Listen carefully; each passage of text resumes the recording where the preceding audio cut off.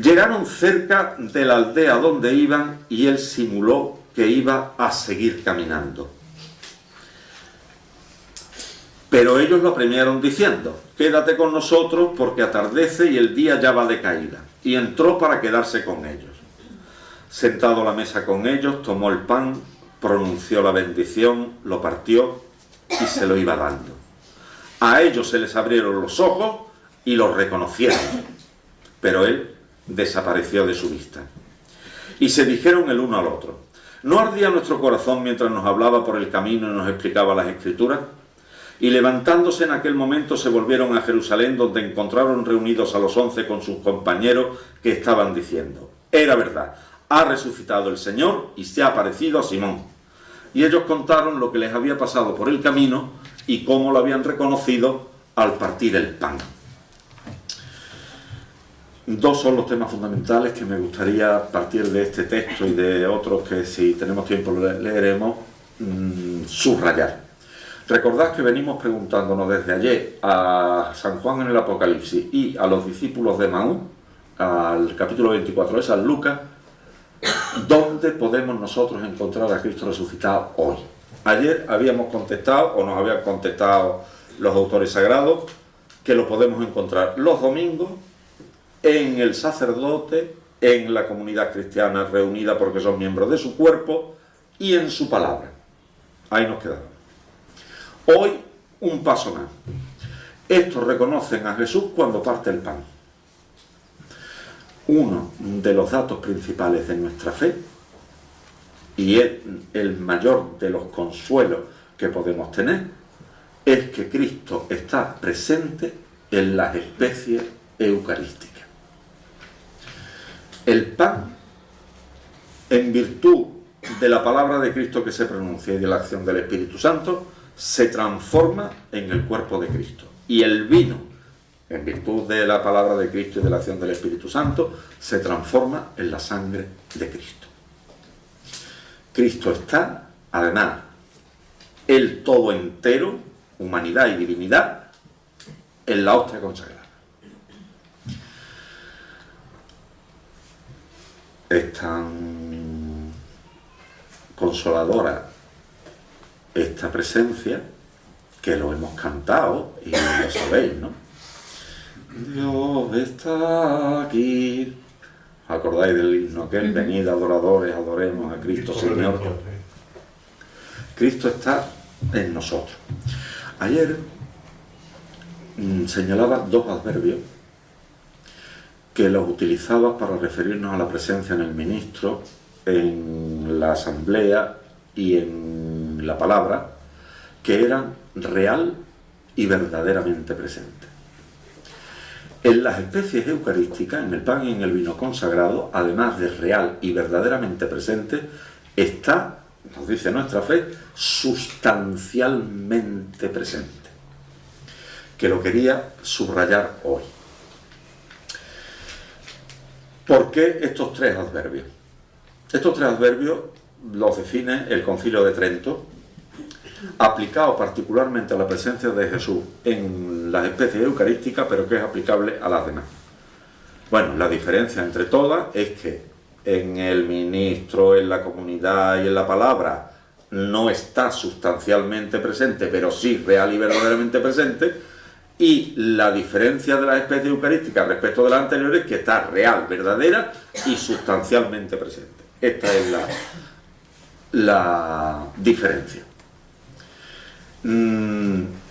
Es la presencia eucarística, la presencia por antonomasia, no porque las otras no lo sean, sino por el modo especial de estas que ahora vamos a tratar de explicar. ¿Por qué estos tres adverbios?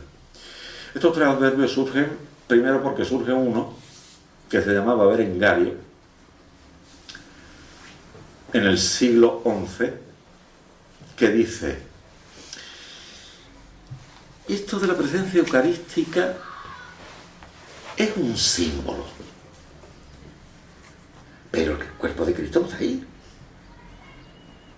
Es que el pan simboliza el cuerpo de Cristo, pero no está realmente presente. Y el resto de la iglesia, no, señor Berengario, nosotros no creemos eso, ni lo hemos creído nunca. Nosotros creemos que Cristo está realmente presente, no que esto es un símbolo que remite a Cristo, sino que el símbolo es precisamente el cuerpo de Cristo. Luego esta misma idea la cogieron algunos protestantes, Zwinglio, Calvino, compañía, para no afirmar verdaderamente la presencia de Cristo en la especie. Pero los protestantes añadieron otra cosa. Hombre, está para mí. Eso es el para mí, ese subjetivo que nosotros la decimos tanto. Hoy, para mí sí que está, para ti no. Pues eso, era una presencia subjetiva a la fe del que le prestaba el candidato. Pero no porque hubiera una realidad objetiva allí, sino tú crees y si no crees, pues todo notar. Y dice, eso no es lo que nosotros creemos. Nosotros creemos que está real y verdaderamente presente, independientemente de si el ministro no cree que esté allí. Acordaros que surgen muchos milagros eucarísticos en la época de a curas que no creían. Cuando toman la forma se le convierte aquello en un trozo de carne o sangra la hostia. Está real y verdaderamente presente. Y además, para que no nos llevemos a engaño, empiezan a utilizar la filosofía aristotélica o escolástico para explicarla y utilizan ese término, el término sustancial. Está sustancialmente presente. Es decir, que la sustancia de Cristo está en el pan y la sustancia de la sangre de Cristo está en el vino. ¿Qué es eso de la sustancia? Voy a decir un trabalengua, pero no es un trabalengua, ¿eh? Pero lo va a aparecer. La sustancia es aquello que hace que una cosa sea lo que es y no sea otra cosa. Es lo que hace que una cosa sea lo que es y no sea otra cosa. ¿Cómo diferenciamos un libro de una botella? ¿Cómo diferenciamos un vaso de un hipopótamo? ¿Cómo sabemos nosotros que esto, que es medio rectangular de madera con las patas metálicas, es una mesa? Si fuera de cristal, también nosotros lo miraremos, uy, es una mesa. Si fuera de hierro forjado, uy, es una mesa. Independientemente además de que fuera redonda, cuadrada, en estrella, un diseño actual así que no hay quien lo reconozca, y nosotros sin embargo sí sabemos que es una mesa. Y no confundimos jamás un gato con una cámara. Jamás. Pues lo que hace que el gato sea gato, la botella botella, la mesa mesa, el vaso vaso y el hipopótamo hipopótamo, eso es la sustancia de una cosa. ¿Qué hace que nosotros reconozcamos en un perro así, un San Bernardo, que es un perro, que nos podemos ir montados a tomar café encima del perro, y en una cosa así también reconocemos que es un perro? Por lo que hace que el perro chihuahua sea un perro y el pastor alemán o el San Bernardo sea un perro, eso es la sustancia. Lo otro le llamamos, de la filosofía aristotélica, los accidentes, que sea de madera, que sea redondo, cuadrado, de hierro, más grande, más chico, esos les llamamos los accidentes. Bueno, pues los escolásticos dijeron, justamente lo que se produce en la consagración es que la sustancia del pan, lo que hace que el pan sea pan, se cambia por lo que hace que el cuerpo de Cristo sea cuerpo de Cristo. Y lo que hace que el vino sea vino, se cambia por lo que hace que la sangre sea sangre. Permanecen los accidentes. Huele a pan, sabe a pan, parece pan, el vino huele a vino, sabe a vino. Aquí tenemos un cambio en la naturaleza de la misma cosa. Justamente la diferencia con las otras presencias, por eso esta es por antonomasia, es que el ministro aun cuando en él está real y verdaderamente presente Cristo cuando celebra la Eucaristía, Luis sigue siendo Luis.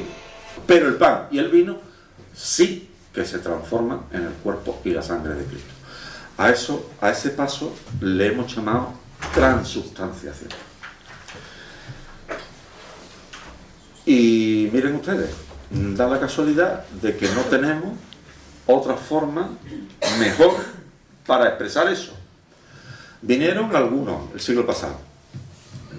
Yo que soy muy listo, muy teólogo yo, utilizando la filosofía actual en vez de la filosofía de la escolástica y la aristotélica, pues voy a decir que el pan se transfinaliza. La finalidad que tiene es de darnos de comer, de alimentarnos, pues no, ahora significa el cuerpo de Cristo. Y el tío escribió un tomaco así. Después de leer el tomaco, mire usted, todo eso está muy bien, muy bonito. Pero eso no es lo que nosotros creemos. Porque usted nos dice claramente que esto es el cuerpo de Cristo, que es lo que nosotros creemos. Vino otro, dice, yo soy más listo que el de la transfinalización. Y le llamó transignificación. Que también está esa teoría con otro tomaco así. También muy bonito el libro, pero al final no dice exactamente lo que la Iglesia ha creído siempre de las especies eucarísticas, que son el cuerpo de Cristo. Animaros, escribí libros, a veces con otras teorías llegamos y podemos cambiar y no utilizar la filosofía escolástica ni Aristóteles, sino utilizar una nueva. Animaros y ya leeremos los tochacos que ustedes producen. La Iglesia, siempre consciente de esta realidad, de que allí está verdaderamente el cuerpo de Cristo, aquí está Dios, ha tributado el culto de la tría, el culto debido a Dios, a las mismas especies eucarísticas. Miren ustedes, ese culto no se puede tributar ni a las imágenes, ni de los santos, ni de la Madre de Dios, ni de Jesucristo, ni del Espíritu Santo, del Padre, Dios Padre y menos. Y por supuesto no se puede tributar a las personas, porque sería idolatría, lo que conocemos como idolatría. Sin embargo, desde el primer momento en que la Iglesia es consciente, incluso las guarda hostias para llevar a los enfermos o para los que iban de viaje y tal, empieza a tributarle el culto de la tría, el mismo culto que a Dios. De hecho, solo ante la hostia la Iglesia dobla las rodillas, solo ante ella. Ante el sacerdote no, ante la asamblea no, ante la palabra no, ante la hostia sí, porque le tributa el culto de la tría. Esta presencia del Señor dura mientras duran las especies eucarísticas. Esto lo digo porque los luteranos también creen en la presencia de Cristo, pero le hacen una rebaja. Nada más que dura lo que dura la misa. Después ya no. Después pues volver otra vez la hostia a su casa, a la sacristía, que ya no está ahí el cuerpo de Cristo. Viene y se va. Dependiendo de lo que dura media hora, pues media hora está allí. Nosotros no. Nosotros creemos que mientras duran las especies, mientras el pan sea pan y dure como tal pan, está ahí el cuerpo de Cristo. Si se corrompe, no. El vino nunca lo hemos guardado en el sagrario porque se oxida muy pronto y se convierte en vinagre. Entonces, como eso dura muy poquísimo, pues no lo hemos guardado en el sagrario, se consume, y por eso además fue una de las cosas prácticas por las que se quitó la comunión bajo las dos especies, bajo la especie de vino. Está en cada una de las formas y en sus distintas partes, y está para unirnos con él. Tomad, comed, esto es mi cuerpo. Tomad, bebed, este es el cáliz de mi sangre. Es decir, la presencia de Cristo en las especies eucarísticas está para que nos unamos con Cristo. Otra cosa es que nosotros, una vez que la tenemos reservada para llevarla a los enfermos cuando hace falta, etcétera, le tributemos el culto de la tría, la adoremos, que eso está muy bien. Pero el objetivo principal es unirnos con Cristo. Nuestro hermano ayer ya nos hacía una pregunta, yo le dije, eso para mañana, subrayando la inmensa unidad que se produce con él. Miren ustedes, no hay unión unión mayor posible que la que se produce con nosotros en la Eucaristía. Las madres y los padres con sus hijos. Te quiero tanto que te comería. Y se lo comen a besos.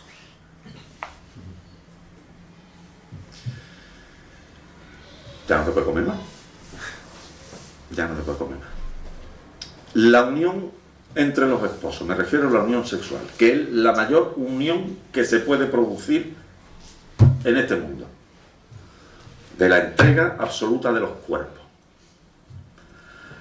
Pues no llega tampoco a la unión que se produce con Cristo. A Cristo es que nos lo comemos. Lo que queremos hacer con los hijos, te quiero tanto que te comería, a Cristo nos lo comemos. Y lo digerimos, lo hacemos nuestro. O mejor dicho, Él nos hace suyo. Si fuéramos conscientes de la realidad, de estas dos realidades, de la presencia de Cristo en las especies y de la unión que nosotros tenemos con Cristo, lo que os decía ayer, tendríamos que estar toda una vida preparándonos para celebrar una sola misa. Yo no creo que haga falta que os llame la atención sobre cómo tenemos que comulgar.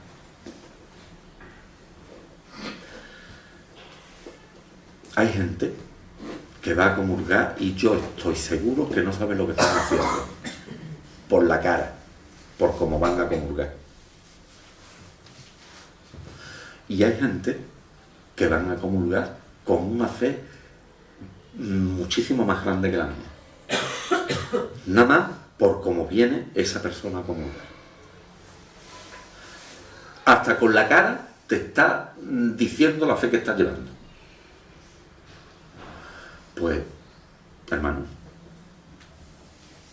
que sepamos lo que estamos haciendo y que sepamos lo que estamos, con quién nos estamos uniendo, la comunión con Él.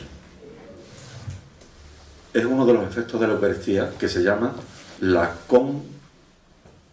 corporación con Cristo. Nos hacemos un solo cuerpo con Él. Esto significa que todo lo que en nosotros hay de vida divina lo produce la comunión con el cuerpo de Cristo. Lo producen todos los sacramentos, pero el sacramento que más recibimos una vez, el bautismo, la confirmación, el matrimonio, el orden, una vez en la vida. La Eucaristía lo podemos recibir diariamente. Nunca valoraremos bastante el que llamamos el sacramento de nuestra fe. Es verdad que decía que utilizamos frases grandilocuentes, pues se quedan chicas. Para lo que contiene la Eucaristía, en realidad las frases se quedan chicas, las frases que utilizamos. Por eso decimos que es el sacramento de nuestra fe. Esta unión con Cristo es la misma unión que se produce entre todos los que comulgan del cuerpo de Cristo. Vamos a hacer las cuentas. Yo tengo una patena con una hostia. ¿Cuántos cuerpos de Cristo tengo? Uno. Tengo un copón con 400 hostias. ¿Cuántos cuerpos de Cristo tengo? Uno. Yo comulgo de Cristo, usted comulga de Cristo, él comulga de Cristo, él comulga de Cristo. ¿Cuántos cuerpos de Cristo tenemos? Es el otro efecto de la Eucaristía, es la incorporación al cuerpo de Cristo. Tampoco hay unión mayor, ¿eh? Lo que pasa es que no somos conscientes de que la comunión produce esa radical unión con Cristo y esa radical unión entre todos los que somos de Cristo, entre todos los que comulgamos. Pues conscientes de esta presencia de Cristo y de esta unión con Cristo. Nosotros, la Iglesia, hemos aceptado desde el que Jesucristo dijo: tomad, comed, esto es mi cuerpo, que aquello era su cuerpo. No un símbolo de su cuerpo, no, para que tú te figures que esto es tu cuerpo, no, eso es su cuerpo. ¿Y cómo niegan los 7 ciencias de los luteranos la Santa Cena o no la niegan? ¿El qué? ¿Los luteranos niegan la Santa Cena también? No, los luteranos en conjunto Vamos a ver, esto viene por lo siguiente. Empiezan a preguntarse, ¿cuándo fue cuando Cristo instituyó los sacramentos? La Santa Cena. Y dice, uy, yo la confirmación no la encuentro por ningún lado. El matrimonio no, porque leían la Biblia al pie de la letra, pero al pie de la letra. Entonces solo reconocen dos sacramentos. Uno, cuando dice Jesús, id y bautizad, que es el bautismo. Otro, haced esto en conmemoración mía, que es la cena. Pero la cena con una rebaja. La rebaja es que ellos no creen en la misma presencia de Cristo que nosotros. No la creen. Por eso incluso limitada. Es decir, limitada en el espacio, dura en el tiempo lo que dura la misa. De hecho, en las catedrales luteranas No hay sagrario. No habrá sagrario. no hay sagrario. ¿Para qué? Pero es que además hay un púlpito enorme desde donde se proclama la palabra y un altar muy chico, muy chico, muy chico. Ya está en la estructura, te está diciendo aquí lo que creen en la proclamación de la palabra, pero no creen en la celebración del sacramento. Lo que pasa es que, claro, lo tienen que celebrar porque es que la institución de la Eucaristía aparece en el Nuevo Testamento, en los tres sinópticos y en la primera carta a los Corintios. San Juan no trae la institución de la cena, pero trae el discurso de Jesús durante la cena, trae el lavatorio de pies y trae el capítulo 6 de San Juan, que es todo sobre la Eucaristía. Toda, que os invito a leerlo. Entonces, esa radicalidad de la presencia de Cristo, nosotros la tenemos que seguir profesando sin quitarle nada ni rebajarle nada.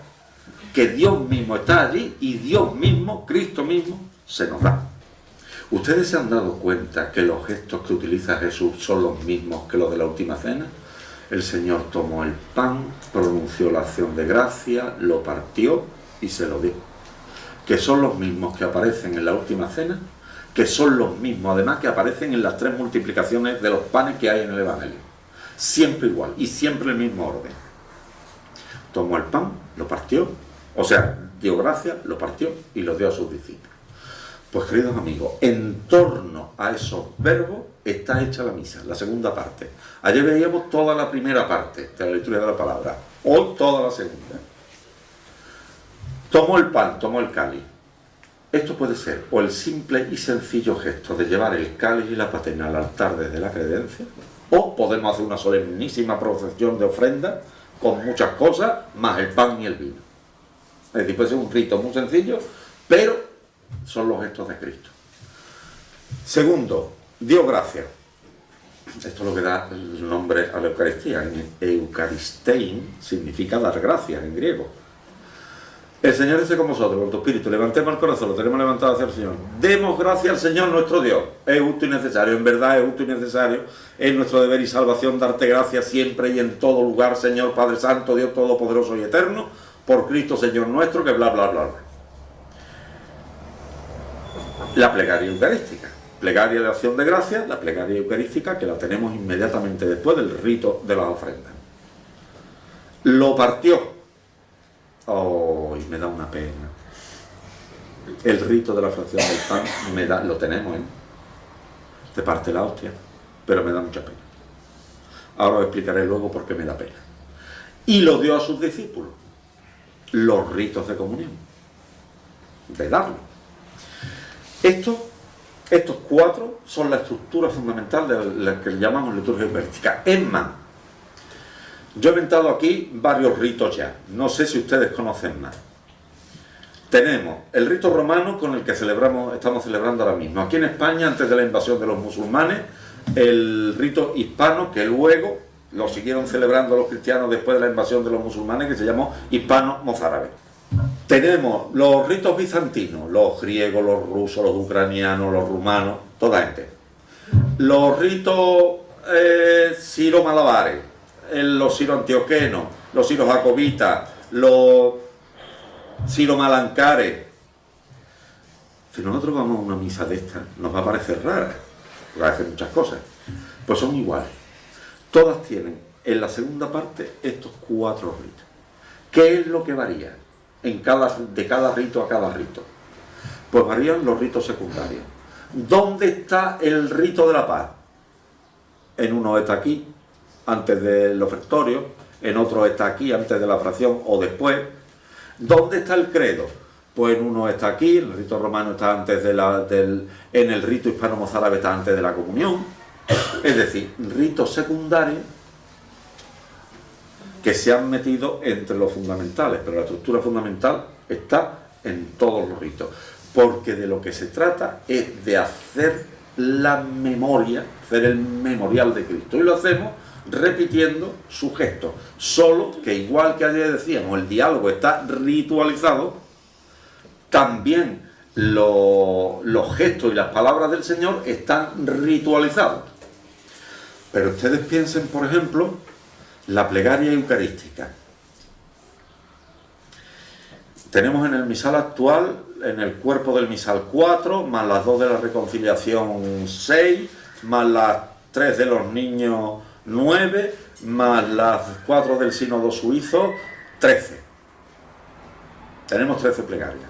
Desde el 1970 para acá. Hasta 1970. De 1970 hasta el siglo IV solo existía la que ahora es la plegaria eucarística primera, el canon romano.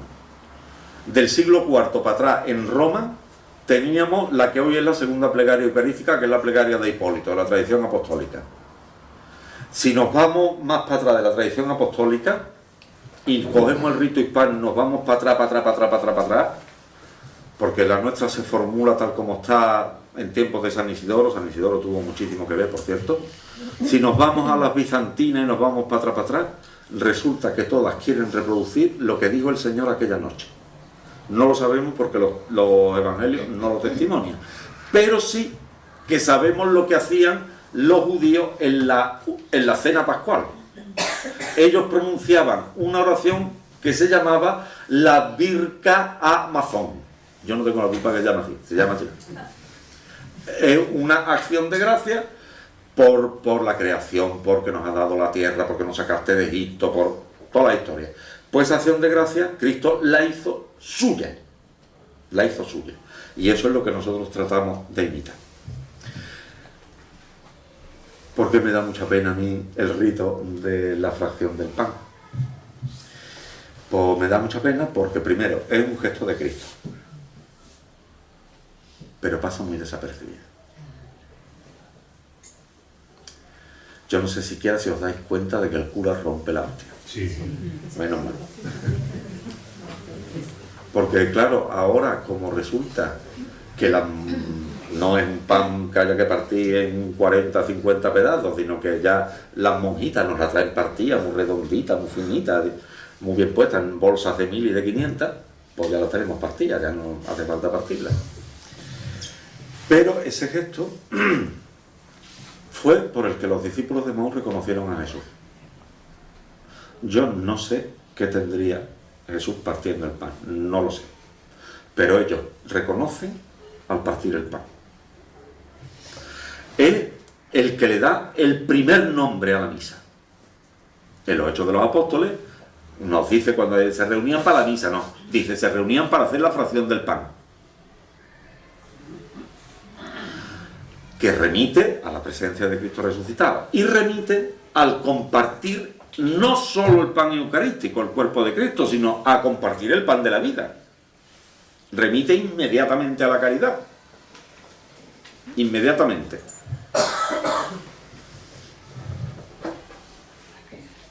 Bueno, pues resulta que eso, como ya nada más que se parte una hostia, la del sacerdote, si la compramos más grande, pues todavía tiene que hacer más cacho, que ya gracias a Dios la hacen más grande para que la hagamos más cacho, pero además ha tenido un boom el rito de la paz. ¿Qué tal? ¿Cuánto nos queremos? Vamos a darnos toda la paz. Y le da la paz a los de los lados, al de delante, al de detrás. Los niños van a darle la paz a sus padres. En los entierros la gente va y le da la paz y aprovecha para darle el pésame a los dolientes. Dan la paz en las misas de boda y le dan la enhorabuena a los esposos durante el rito de la paz. Y hemos metido un canto que no hay. Deja la paz con nosotros. O uno similar. Con lo cual, un canto que sí hay, que tiene que acompañar la fracción del pan, o al menos recitar lo que es Cordero de Dios que quita el pecado del mundo, nos lo hemos tragado.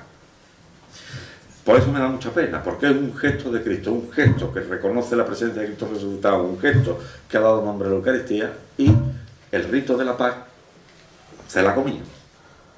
Luego hablaremos de qué sentido tiene la paz aquí. En el rito romano siempre la paz ha estado ahí. En el rito hispano-mozárabe, como nos conocen muy bien, aquí el diácono en el rito romano dice: daos fraternalmente la paz, y todo el mundo se da la paz a todo el mundo. En el rito hispano-mozárabe el diácono dice: tal como estáis, daos la paz. No más de bien, cómodo estatis, paz en fácil. Nos conocían de sobra. Haced esto en conmemoración mía, después de las palabras del pan, después de las palabras del cáliz. Haced esto en conmemoración mía, otra vez. Y después: cada vez que coméis de este pan y bebéis de este cáliz, proclamáis la muerte del Señor hasta que vuelva. Nosotros, nuestra fe, nos dice que en la Eucaristía se hace de nuevo presente el sacrificio de Cristo en la cruz. Es el sacrificio de Cristo y es además el sacrificio de la Iglesia. El niño Jesús no existe. ¿Y esto qué le da? Está equivocado, existe. De momento.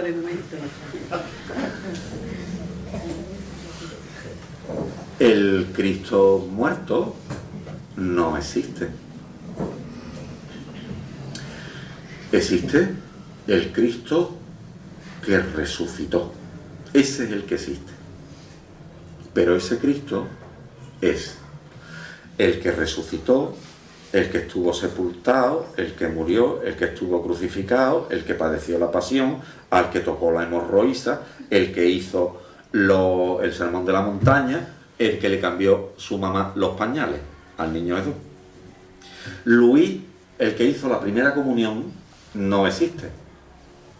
Existo yo, que tengo 53. Hice la comunión con 7. Pero yo soy el que hizo la primera comunión. No sé si me explico lo que quiero decir. Que yo me estoy perdiendo. No existe un Luis que hiciera la primera comunión. Por ahí andando.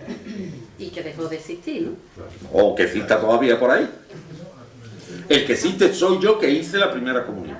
No existe el niño Jesús. Ese niño se hizo grande. Claro, es un momento. Pero el que se hizo grande es el mismo que era el niño Jesús. Esto viene. Claro, hemos dicho que se hace presente el sacrificio de Cristo en la cruz. Pero el Cristo que estuvo en la cruz no existe ya. El que existe es el resucitado. Pero es que el resucitado fue el que estuvo en la cruz. Por eso aquello que nos dijo sigue siendo válido. Tomad, comed, esto es mi cuerpo entregándose por vosotros. Ahí hay en griego un auristo medio, y lo hemos traducido malamente, lo hemos traducido por un futuro, que será entregado. Pues en las palabras sobre el cáliz también hay un auristo medio en griego, que está, tomad el cáliz de mi sangre, que está derramándose por vosotros. Ustedes piensen que antes de la cena es cuando empieza la entrega de Cristo, que por supuesto se culminará en la cruz. Y continuará, porque luego San Pablo, en la carta a los Hebreos, dice que Cristo vive siempre ofreciéndose por nosotros, intercediendo por nosotros ante el Padre. Está permanentemente entregado. Por eso, Cristo se presenta a los discípulos, luego lo comentaremos también, con las llagas gloriosas. El resucitado es el mismo que había estado en la cruz. O en las expresiones de San Pablo, de San Juan en el Apocalipsis, que lo tenemos por un chorro sitio, en muchos sagrarios, en muchos retablos, aquí la han puesto en la pasta de la Biblia de la Conferencia Episcopal. Sobre el libro de los 7 sellos está un cordero de pie, pero que se notaba que lo habían degollado. Lo que leíamos en el Apocalipsis: no temas, yo soy el alfa y la omega, el viviente, estuve muerto, pero ahora estoy vivo por los siglos de los siglos. Pero estuvo muerto, es el mismo, la identidad. Entonces, el Cristo que se hace presente en la Eucaristía es ese, el que vive sacrificado completamente por nosotros, ofreciéndose al Padre en sacrificio. Esto de los sacrificios, ¿qué es? ay, el pobre, cuánto pasó para morir. Sí, eso es verdad. Sufrió muchísimo. La cruz era el instrumento para hacer sufrir a una persona más perfecto. Cuando alzaba para respirar, se daba con las espinas aquí. Hasta esos extremos estaba la cosa prevista. Pero el sacrificio no es, ay, cuánto trabajo me cuesta. No es eso. El sacrificio en todas las religiones, en todas, absolutamente en todas, busca la unión con Dios. Eso es lo que se pretende. Sacrum facere, sacrificio, sacrum facere, hacer sagrado, es unirse con Dios. Claro, si yo me uno con Dios, yo tengo que tener una conducta de haberme unido con Dios, ¿no? Tengo que sufrir.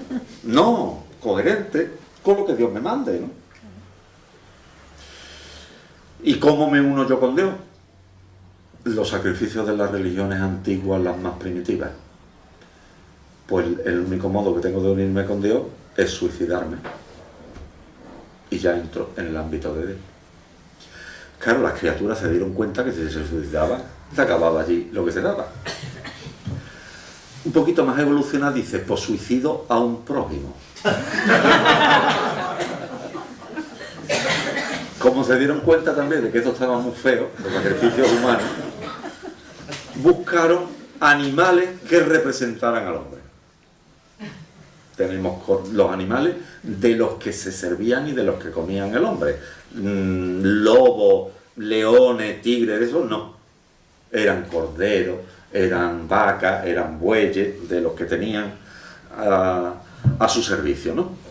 Hacían un rito de transferencia para identificarse con el animal y sacrificaban al animal. Parte lo mataban, parte la quemaban para que se la comiera Dios y parte se la comía el suelto que hacía el sacrificio, con lo cual así entraban en comunión. O era la aspersión de la sangre, ¿no? Siempre tenía que estar la muerte. Aspergían el altar y se aspergían con la sangre a ellos mismos, o era un sacerdote quien los aspergía. Pero claro, estamos en que debía de haber siempre una identificación entre la víctima y Dios. ¿Qué es lo que pasa cuando no hay esa identificación? Lo que pasa.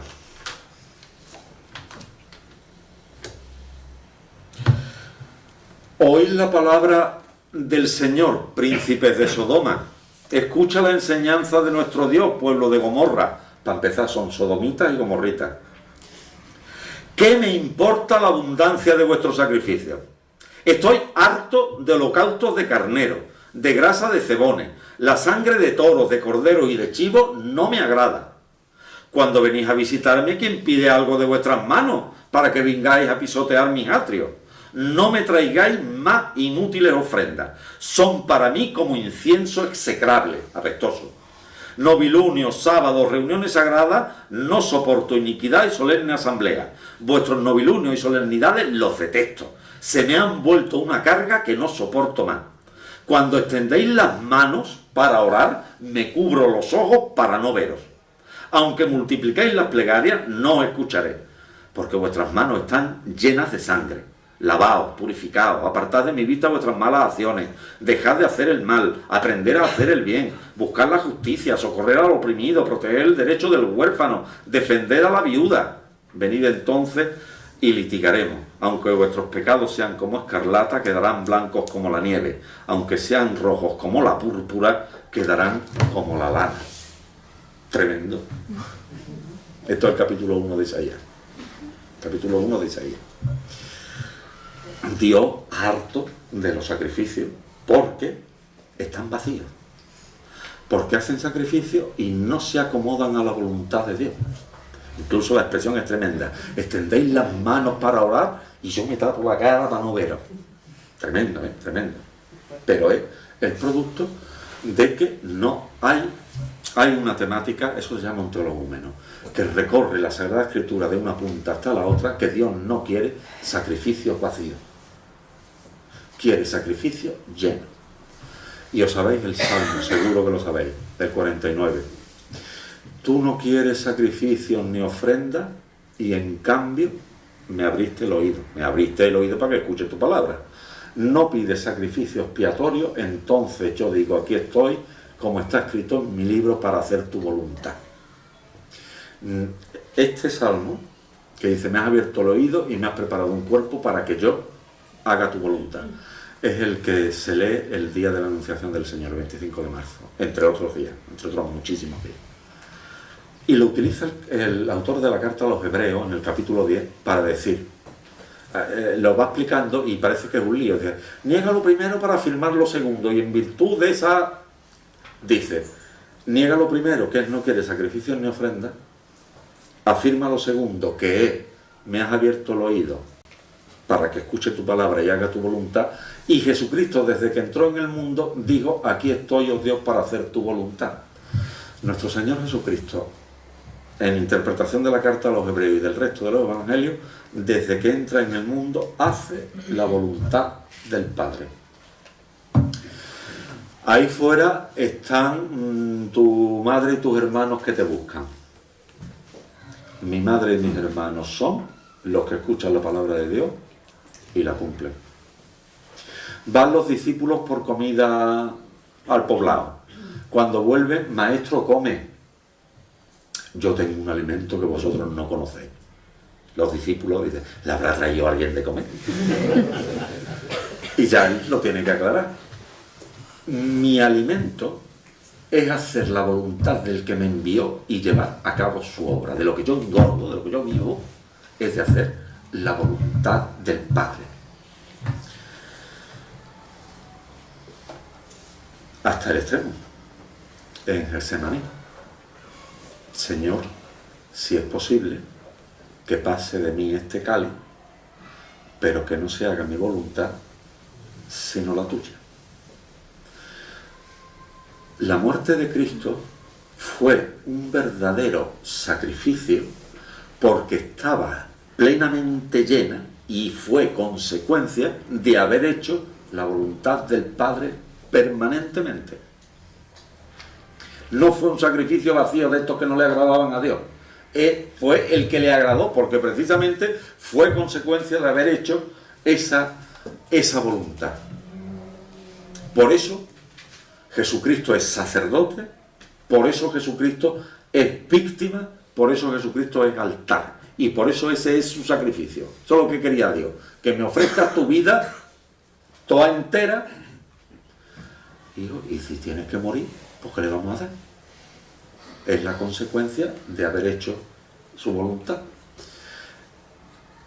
El Señor, la víspera de su pasión, toma el pan en sus manos y le transfiere al pan lo que él iba a hacer el otro día. Tomad, comed, esto es mi cuerpo entregándose por hacer la voluntad del Padre. Tomad, bebed, este es el cáliz de mi sangre, derramándose por vosotros y por muchos para el perdón de los pecados, porque era el sacrificio que agradaba a Dios. Naturalmente, por eso San Juan, lo comentábamos estos días pasados, cuando aparece por primera vez Juan, o sea, Jesucristo en el Evangelio de San Juan, dice Juan el Bautista, ese es el verdadero Cordero que quita el pecado del mundo. Y en el Calvario, al mismo tiempo que estaba muriendo Cristo en la cruz, estaban sacrificando a los corderos. El verdadero cordero, el verdadero sacrificio, era el de Cristo. Los otros estaban vacíos. Es de los que no quería Dios, según los profetas. El de Cristo sí. Y ahora nos manda el Señor a nosotros a hacer eso en conmemoración suya. La pregunta es, ¿qué fue lo que nos mandó el Señor a hacer en conmemoración suya? ¿Que repitiéramos los mismos gestos, que tomáramos el pan, dijéramos las palabras, tomáramos el cáliz y dijéramos las palabras? ¿O que al hacerlo le diéramos el mismo significado que le había dado él? Hemos dicho que se hace presente el cuerpo entregado, la sangre derramada, Cristo sacrificado. Pero hemos dicho también que es el sacrificio de la Iglesia. Es nuestro sacrificio. Miren ustedes, hay expresiones que a mí me dan mucho coraje. Y la decimos los curas, no vayáis a creer que eso lo decimos los curas. Cuando venís a la iglesia no debéis dejaros vuestra vida en la puerta de la iglesia, tenéis que entrar con ella. O tenéis que llevar vuestra vida, la Eucaristía a vuestra vida. A ver, si yo no traigo mi vida a la iglesia, ¿yo qué traigo? Si yo no me llevo la Eucaristía, lo que he celebrado a mi vida, ¿yo qué me llevo?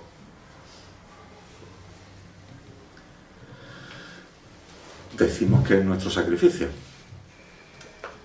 Pues nuestro sacrificio es entregar toda nuestra vida hecha de ofrenda, de hacer la voluntad al Padre. A mí me gusta mucho lo que ponen en los carteles de las hermandades y cofradías, ponen abajo ad majorem Dei gloriam, para mayor gloria de Dios. Pues eso es nuestra vida, hacerlo para mayor gloria de Dios.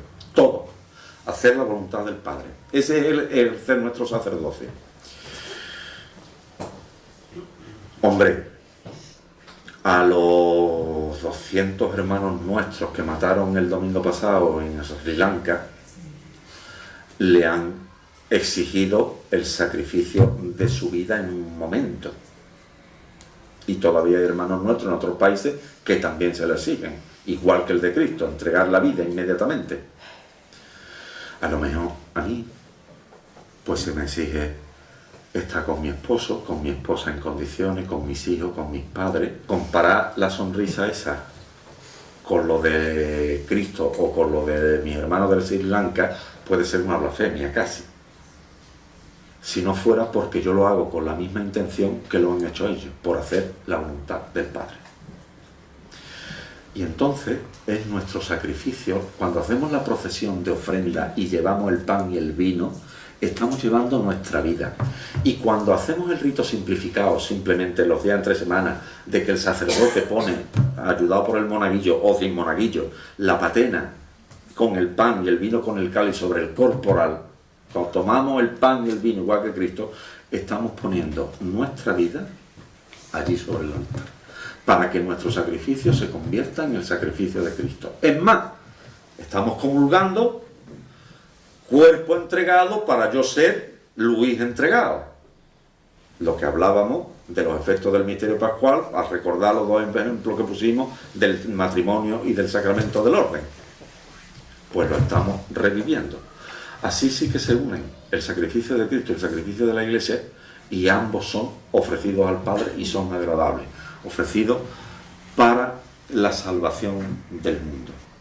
Bueno, lo último que yo quiero explicar, porque es que ya estoy viendo el tiempo, lo del por qué el rito de la paz no está donde dice el Sermón de la Montaña. El Sermón de la Montaña al final dice: si cuando vas a poner tu ofrenda ante el altar te acuerdas allí mismo de que tu hermano tiene algo contra ti, deja tu ofrenda en el altar y vete a reconciliarte con tu hermano. Todos los ritos de la Iglesia, menos el rito romano, tienen el rito de la paz antes del ofertorio. Todo, menos el rito romano, lo tiene aquí. Porque en el rito romano no tiene ese sentido de vete a reconciliarte con tu hermano. Tiene otro sentido. Acordaros del Evangelio de San Juan, no lo voy a leer por ahorrar tiempo. Estaban los discípulos con las puertas cerradas por miedo a los judíos. En esto entró Jesús y les dijo: paz a vosotros. Y diciendo esto, les enseñó las manos y el costado. Ellos se llenaron de alegría al ver al Señor, que bla, bla, bla, bla. No estaba Tomás con ellos. Y les dicen a Tomás: hemos visto al Señor. Y hombre, como no meta el dedo en el agujero de los clavos y no meta la mano en su costado, no me lo creo. A los 8 días, aquello había sido el primer día de la semana, para los 8 días, el domingo siguiente, estaban los discípulos reunidos y Tomás con ellos. Con las puertas cerradas, entró Jesús y les dice: paz a vosotros. Y diciendo esto, les dice a Tomás: Tomás, ven para acá que te voy a decir una cosita. Y Tomás tuvo que caerse rendido: Señor mío y Dios mío. Pues fíjense ustedes, los ritos de la misa. La paz del Señor esté con todos vosotros. Nos damos la paz. Parte la hostia y enseña la hostia partida. Acordaros del cordero que estaba de pie, pero se notaba que lo habían degollado. Acordaros del Apocalipsis, estuve muerto, pero mira ahora vivo por los siglos. Y acordaros del Evangelio de San Juan, que les enseña las llagas gloriosas. La hostia partida son las llagas gloriosas. No en vano la fórmula que acompaña a eso es: este es el Cordero de Dios que quita el pecado del mundo, haciendo alusión al Cordero apocalíptico que estaba de pie, pero que se notaba que lo habían degollado porque la hostia está partida. Luego en la comunión, el acto de fe, el cuerpo de Cristo. Por si queda por ahí algún Tomás, algún Tomacito o Tomacita, ven para acá que te voy a decir una cosita, que tenga que caer rendido ante la presencia de Cristo diciendo: Señor mío y Dios mío. Es la expresión de la fe. No olvidaros de que, como dicen en mi pueblo, de lo que se come, pues comemos cuerpo de Cristo para criar cuerpo de Cristo, para ser cada vez más cuerpo de Cristo. Y lo último. Hemos dicho que los efectos son la concorporación, la incorporación. La Carta de los Derechos Humanos y la Constitución dicen que tenemos derecho a un trabajo digno, a una vivienda digna, no sé qué más historia. Bueno, pues nosotros, mucho antes de la carta, de estas cartas de los derechos humanos y mucho antes de la Constitución, por comulgar, por haber celebrado la Eucaristía, por habernos unido al cuerpo de Cristo, tenemos ius ad gloriam, el término técnico del derecho a la gloria. Yo tengo derecho a resucitar, porque he comulgado. San Pedro, que tengo que entrar porque he comulgado. El que come mi carne y bebe mi sangre tiene vida eterna y yo lo resucitaré en el último día. Así que tengo derecho a comulgar. Tertuliano y al San Ignacio de Antioquía decían que la Eucaristía es germen de resurrección. Cuando comulgamos con una infección muy gorda de resucitar. Sí, estamos cada vez menos mortales, cada vez más resucitados. Una enfermedad muy gorda que cogemos para resucitar. Porque al igual que Cristo, Él es el primero y el último, el viviente. Nosotros estamos llamados también a ser los vivientes. Él estuvo muerto, pero mira ahora, vive por los siglos de los siglos. Nosotros moriremos, pero resucitaremos. Y si a alguno os cabe alguna duda, Él tiene, nos lo dijo San Juan en el Apocalipsis ayer, las llaves de la muerte y del abismo. Lo peor que nos puede pasar es morirnos. Pero que tiene Cristo la llave. Abre y te saca de allí. Es prenda de la vida futura y de la resurrección.